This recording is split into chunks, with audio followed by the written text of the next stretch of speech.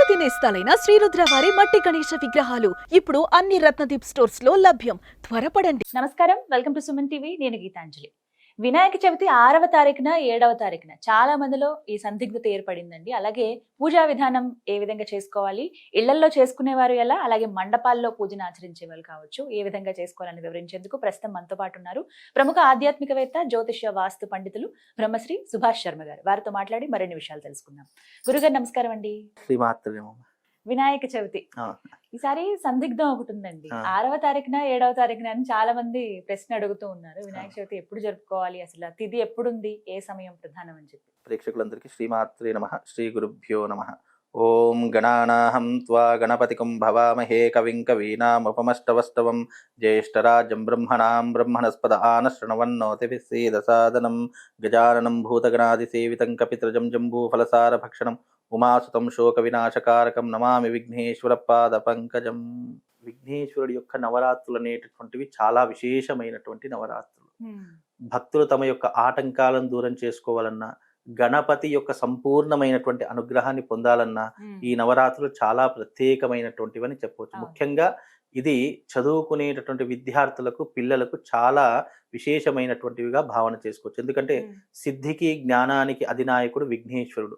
అలా చదువుకున్నటువంటి విద్యార్థులు గనక ఈ నవరాత్రులు చక్కగా గణేశుడి యొక్క ఆరాధన చేస్తే సిద్ధి, బుద్ధి, జ్ఞానం ఈ మూడు కూడా ప్రసాదించేటటువంటి వాడు విఘ్నేశ్వరుడు. కనుక ఇది జ్ఞానానికి ప్రతీక. విఘ్నేశ్వరుడు అంటేనే జ్ఞానము, విఘ్నేశ్వరుడు అంటేనే లక్ష్మీ ప్రధాతము అని చెప్పడం జరిగింది. అన్నీ కూడా విఘ్నేశ్వరుడు అంటే సకల విఘ్నాలను దూరం చేసేటటువంటి వాడు విఘ్నేశ్వరుడు. కనుక మానవాళి జీవితంలో ఎన్నో ఆటంకాలు, ఎన్నో ఇబ్బందులు, ఎన్నో అవరోధాలు ఉంటూ ఉంటాయి. అలాంటి విఘ్నాలను దూరం చేసుకోవడానికి ఈ యొక్క నవరాత్రులను గనక నిష్ఠగా ఉపయోగించుకుంటే తప్పకుండా శుభము, లాభము రెండూ కూడా చేకూరుతూ ఉంటాయి. అయితే ఈ నవరాత్రుల్లో విశేషంగా 6వ తారీఖు 7వ తారీఖు అనే సందిగ్ధంలో చాలా మంది ఉన్నారు. ఇక్కడ మనకు నవరాత్రులు ఉత్సవాలు అని చెప్పడం జరిగింది. అయితే ఇక్కడ మనకు 6వ తారీఖు ఉదయము తదియ వెళ్ళిపోయి చవితి అనేటటువంటిది 11:33 ప్రారంభమవుతుంది. చవితి అనేటటువంటి తిథి. కానీ మన సనాతన ధర్మంలో పండుగలకు కొన్ని సనాతనమైనటువంటి విలువలు ఉన్నాయి. సూర్యోదయానికి ఏ తిథి ఉంటే అదే తిథిని పాటించాలి అనేటటువంటి పద్ధతి ఒకటి ఉంటుంది. అలాగే మనకు నవరాత్రి ఉత్సవాలు అని చెప్పడం జరిగింది. అయితే నిజానికి గణపతి యొక్క చవితి అనేటటువంటిది కూడా 7వ తారీఖు మధ్యాహ్నం 1:33 వరకు చవితి అనేటటువంటిది ఉంటుంది. మధ్యాహ్నం వరకు ఉంటుంది. తదుపరి పంచమి అనేటటువంటి తిథి మనకు ప్రారంభమవుతుంది. అయితే ఇంట్లో పూజ చేసుకునేటటువంటి వారు ఎవరైతే ఉన్నారో 7వ తారీఖు రోజున ఉదయం 1 గంటలోపు పూజాది క్రతువులన్నీ ముగించుకోవాలి. ఎక్కడైతే మండపాలలో పూజ చేసేటటువంటి వారు ఉన్నారో వాళ్ళందరూ కూడా సాయంకాలం విధి విధానంగా పూజ చేసుకోవచ్చు. సాయంత్రం మరి పంచమి ఉంది కదండి, అప్పుడు పర్వాలేదు. ఎందుకంటే ఉదయ తిథి మనకు చవితితో ప్రారంభమవుతుంది కాబట్టి మనము సంకల్పంలో చెప్తాము చవితి యుక్త పంచమి అని చెప్తూ ఉంటాము. అలా చెప్తాం కాబట్టి ఇక్కడ సంకల్పంలో మనం ఏం చేస్తాం, చవితి యుక్త పంచమి అంటే చవితి వెళ్ళిపోయి పంచమిలోకి అడుగు పెట్టాం కాబట్టి ఆ రోజున ఇంట్లో చేసుకునేటటువంటి వారు ఉదయ కాలంలో చేసుకోవాలి. మండపాల దగ్గర ఎలాగైనా సాయంకాలం పూట చేసుకోవాలి. అలా మొత్తం వ్రతం అంతా ముగించుకోవాలి. ఆ తర్వాత పంచమి అది ఇంట్లో చేసుకునే వాళ్ళు. కానీ మండపాలలో చేసుకునేటటువంటి వారికి వాళ్ళకు టైం డేట్ అవసరం, వాళ్ళకు రోజులతోటే పని ఉంటుంది. కనుక మామూలుగా ఇంట్లో అయితే ఈ రకంగా చేసుకోవాలి, బయట మండపాల దగ్గర అయితే ఈ రకంగా చేసుకోవాలి. అయితే ఈ మధ్య కాలంలో చాలా మందికి తెలియనట్టు, అంటే తెలిసి ఏం తప్పులు చేస్తున్నారు అంటే మండపాల దగ్గర, ఇంట్లో అయితే ఎలాగైతే స్త్రీలు ఉంటారో చక్కగా వాళ్ళ కుటుంబ సభ్యుల మధ్యగా వాళ్ళ కుటుంబంలో చేసుకుంటారు. కానీ ఈ మండపాల దగ్గరికి వచ్చేసరికి అనవసరంగా తెలియనటువంటి తప్పులు చాలా మంది చేస్తున్నారు. అంటే వినాయకుడి పేరుతో అనవసరంగా చేయకూడనటువంటి పనులు మండపాలలో ఆచరించడము, ముందర వినాయకుడిని పెట్టడం, వెనక అనేక రకమైన గేమ్స్ ఆడడము, ఈ డీజే పాటలు పెట్టడము, సినిమా పాటలు పెట్టడము, లేనిపోని ఇబ్బందులు క్రియేట్ చేయడము, తాగడము, అనవసరంగా చందాల వసూలు పేరుతో అక్కడ ఖర్చు పెట్టేది రూపాయి అయితే వీళ్ళు 10 రూపాయలు జేబులో నింపుకుంటున్నారు. కనుక భగవంతుడి యొక్క రూపాయి ముట్టామనుకోండి నీ జీవితంలో ఎలాగా నష్టపోతావు. అది చాలా మట్టుకు గుర్తుపెట్టుకోండి. ఎందుకంటే నేను పోయిన సంవత్సరం కంటితో చాలా చూశాను. ముందర వినాయకుని పెడతారు, వెనక మందు బాటిల్ పెట్టుకుని తాగుతూ ఉంటారు. ముందర పెద్ద వినాయక అంటే వాళ్ళు కనిపించకుండా మళ్ళీ సైడ్ వాల్స్ కట్టేసుకుంటూ ఇక వెనక ఎవరు లేరు అనుకునేటటువంటి ఒక ధూమ. అది నిజంగా అంటే పిల్లి కళ్ళు మూసుకొని పాలు తాగుతుంది, ఎవరు చూడలేదు కదా అని అనుకునేటటువంటి పరిస్థితులు ఎట్లా అవుతున్నాయో అలాగే భగవంతుడి ముందర పెట్టి వెనక చాలా మంది తప్పులు చేస్తూ ఉన్నారు. అలాగే నిమజ్జనం రోజు కూడా చాలా మంది తాగడము, తినడము, భగవంతుని ముట్టుకోవడము, నిమజ్జనానికి వెళ్ళిపోవడము, అలాంటి సందర్భాల్లో ఎన్నో రకాలైనటువంటి ఇబ్బందులు జరగడము, ఇలాంటివి చాలా మట్టుకు చూస్తున్నాం. కానీ ఈ నవరాత్రులు దయచేసి అలా నిష్టగా ఉండండి. తప్పకుండా ఇలాంటి పనులు అనేటివి మానుకునే ప్రయత్నం చేయండి. అలా చేశారనుకోండి, మీరు 9 రోజులు హ్యాపీగా ఉంటారేమో, మిగతా సంవత్సర కాలం అంతా బాధపడతారు. ప్రభావం 100%. అంటే ఇక్కడ పూర్వజన్మ కృతం పాపం వినశ్యతి అని చెప్పేసి చెప్పడం జరిగింది. మనం పూర్వజన్మలో చేసిన పాపాలు ఏంటో తెలియవు, కానీ ఇప్పటికీ మనం కష్టాలు బాధలు అనుభవిస్తున్నామంటే కారణం ఏంటి? గత జన్మలో చేసినటువంటి పాపాలు నీకు తెలియకపోవచ్చు, కానీ భగవంతుడికి తెలుస్తాయి. 100%. చిత్రగుప్తుడి యొక్క పనే అది. అలా లెక్కించినప్పుడు జీవితంలో చాలా మంది మనుషులు అనుకుంటారు, ఏమన్నా అయ్యో నేను ఇన్ని పూజలు చేస్తున్నానే, ఇన్ని దేవుళ్ళకు మొక్కుతున్నానే, అయినా నాకు కష్టాలను తప్పడం లేదంటే అవి నువ్వు ఇప్పుడు చేసినటువంటి పుణ్యము గురించి కాదు, నువ్వు గత జన్మలో చేసిన పాప పుణ్యములే నీకు ఈ రూపకంగా వెంటాడుతున్నాయి. భగవంతుడు ఎప్పుడైనా కూడా ఎలా శిక్షిస్తాడంటే, నీ పాపం పోవాలంటే నువ్వు బాధపడాలి, నీ శరీరం కష్టపడాలి, నీకు మనస్తాపం రావాలి. అలా వచ్చినప్పుడు నువ్వు ఎప్పుడైతే బాధపడి మనస్తాపం పడుతున్నావో అప్పుడు నీ కష్టం తొలగిపోతుంది అని నువ్వు అర్థం చేసుకోవాలి. అందుకే భగవంతుడి యొక్క మహిమలు, భగవంతుడి యొక్క లీలలు మనం అర్థం చేసుకోలేము.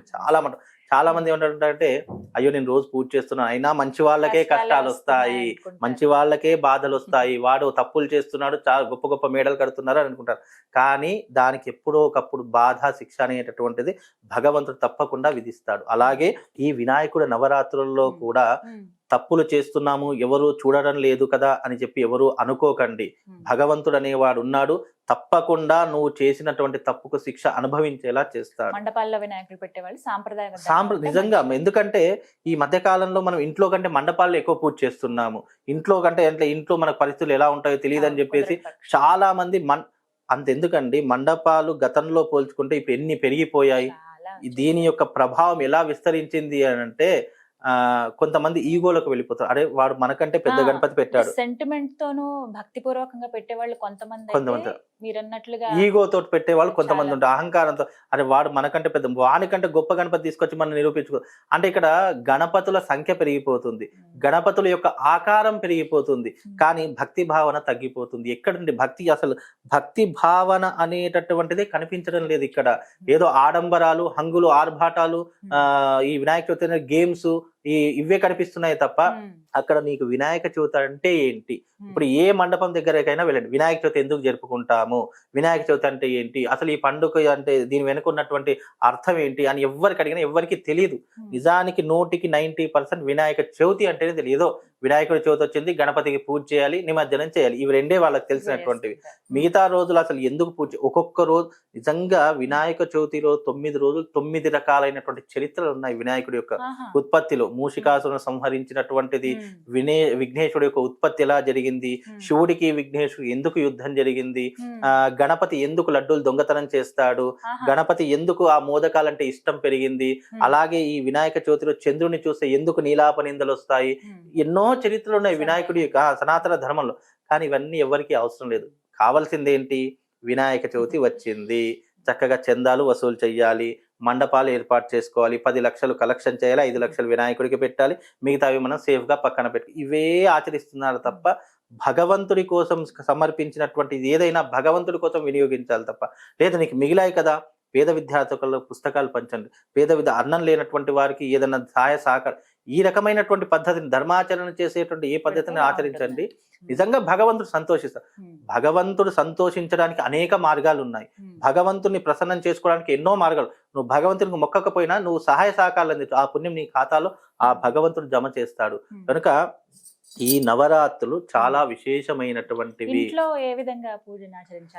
ఇంట్లో పూజ చేసుకునేటటువంటి వారు ముఖ్యంగా చక్కగా ఒక పీటను పెట్టుకొని ఎక్కడైతే పీట పెట్టుకుంటామో చాలా మంది ఏం చేస్తున్నారంటే ఇంట్లో ఇబ్బంది అవుతుందని చెప్పేసి చాలా మంది మామూలుగా నీటితో కడిగితే, కానీ ఆవు పంచితము, గోమయం ఈ రెండుటితో అలికి దానిపైన పసుపుతో ముగ్గులు వేయాలి. ఈ ముగ్గు పిండితో వేయకూడదు, పసుపుతో ముగ్గు వేయాలి. పసుపుతో ముగ్గు వేసిన తర్వాత దానిపైన పీటను ఏర్పాటు చేసుకొని దానిపైన క్లాత్ వేసి బియ్యం పోయాలి. చక్కగా గణపతి యొక్క విగ్రహాన్ని ప్రతిష్ఠ చేసుకొని దాని ముందర కలశం పెట్టుకోవాలి. చక్కగా ఇరువైపులా 2 దీపాలు పెట్టుకోవాలి. ఆ రకంగా పెట్టుకున్న తర్వాత గణపతికి షోడశ నామావళి పూజ ఉంటుంది. అలాగే 21 పత్రాలతో స్వామి వారికి పూజాది క్రతువులు ఉంటూ ఉంటాయి. అంటే నేచర్ కి గణపతికి చాలా దగ్గర సంబంధం ఉంది. మనకు ప్రకృతే భగవంతుడు అని చెప్పి అనేక శాస్త్రాల్లో చెప్పడం జరిగింది. ఇక్కడ ప్రకృతిలో భగవంతుణ్ణి మనం ఆస్వాదించడమే వినాయక చవితి యొక్క గొప్పతనం. అందులోనూ ఈ 21 పత్రాలు కూడా కేవలం ఈ మాసంలోనే దొరుకుతాయి, మిగతా ఏ మాసంలో కూడా దొరకవు. అందుకే ఈ మాసం చాలా ప్రకృతి పరంగా ఇటు దైవిక పరంగా చాలా ప్రత్యేకత ఉంది. అందులోనూ ఈ పూజ చేసుకునేటటువంటి విధానంలో కూడా అనేక నియమాలు ఉన్నాయి. ఇంట్లో గణపతి పూజ మగవారే చేయాలి, లేదు అంటే దంపతి యుక్తంగా చేసుకోవచ్చు, తప్పు లేదు.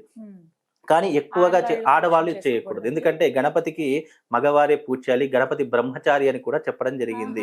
ఈ సిద్ధి బుద్ధి అనేటటువంటి వారు కూడా భార్యలను కూడా చెప్పడం జరిగింది. కానీ ఈ భార్యలు అనేటటువంటి ఏవైతే సిద్ధి బుద్ధి ఉన్నాయో ఇవి జ్ఞానంతో సంబంధించినటువంటివి, జ్ఞాన ప్రతీకగా సంబంధించినటువంటివి. కాబట్టి ఇక్కడ విఘ్నేశ్వరుడు కేవలము బ్రహ్మచారులు లేదా మగవాళ్ళు, గృహస్థులు మగవాళ్ళు చేయవచ్చు.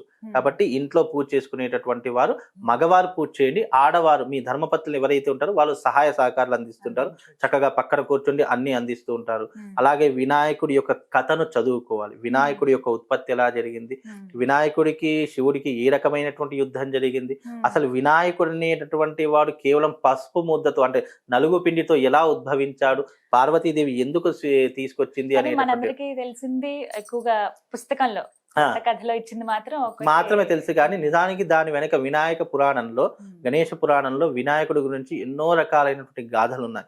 అవి నిజంగా పర్టికులర్ గా మనం గనక అర్థం చేసుకుంటే విఘ్నేశ్వరుడి యొక్క వృత్తాంతం అనేటటువంటిది అర్థమవుతుంది. ఈ మధ్య కాలంలో విమర్శించే వాళ్ళు ఎక్కువైపోయారు, కానీ ఇక్కడ విమర్శిస్తున్నారు అంటే నీ దగ్గర 1,00,000 ఆధారాలు ఉంది. దానికంటే ఒక ఆధారమే ఇది జరిగింది వాస్తవం అని చెప్పడానికి మన దగ్గర ఎన్నో ఆధారాలు ఉన్నాయి. కాకపోతే ఇక్కడ నమ్మకం అనేటటువంటిదే ప్రధానం. ఆ నమ్మకంతోనే నువ్వు పూజ చేయు, ఆ నమ్మకంతోనే విశ్వాసంతో భగవంతుడు ఉన్నాడు, మన కష్టకాలంలో ఆదుకుంటున్నాడు అనే విశ్వాసంతో నువ్వు ఎప్పుడు చేస్తావో అప్పుడు ఆ భగవంతుడు నీ కష్టం వచ్చినప్పుడు, నీ చుట్టూ ఎవరు లేనప్పుడు నీ పక్కన భగవంతుడు అనేవాడు నిలబడతాడు. అలా చేసుకుంటే నిజంగా ఈ వినాయక చవితి ఏదైతే ఉందో మీ జీవితంలో ఆఫ్టర్ లైఫ్ బిఫోర్ లైఫ్ అన్నట్టుగా తప్పకుండా మారిపోతుంది. నీ కష్టాలను గట్టెక్కిచ్చేవారు నీ పక్కనున్న వాళ్ళు, నీ బంధువులు, నీ స్నేహితులు కాదు, భగవంతుడు గట్టెక్కిస్తాడు. ఆ విశ్వాసంతో నువ్వు చెయ్యు, తప్పకుండా ఈ నవరాత్రులు మీకు శుభాన్ని, లాభాన్ని చేకూరుస్తాయమ్మా. చక్కగా వివరించారు గురుగారు, ధన్యవాదాలు.